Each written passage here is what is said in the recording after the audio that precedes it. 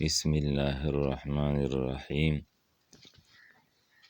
ایک سبق آموز اور خوبصورت واقعہ سنانا چاہتا ہوں۔ ایک مرتبہ حضرت خواجہ معین الدین چشتی رحمۃ اللہ علیہ نپلی روزہ تھا۔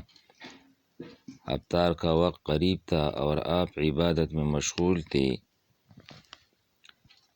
اتنے میں ایک غریب سادہ دل انسان آیا جسے یہ معلوم نہیں تھا کہ آپ روزے سے ہے۔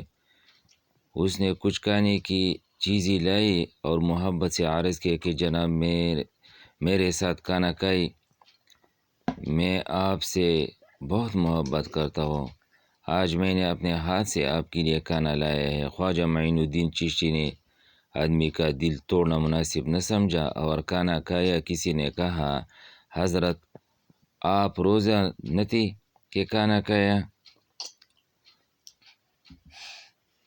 آپ نے جواب دیا اگر ایک بندے کا دل خوش کرنا ہو اور میرا رب راضی ہو جائے تو ایسا روزہ توڑ دینا چاہیے۔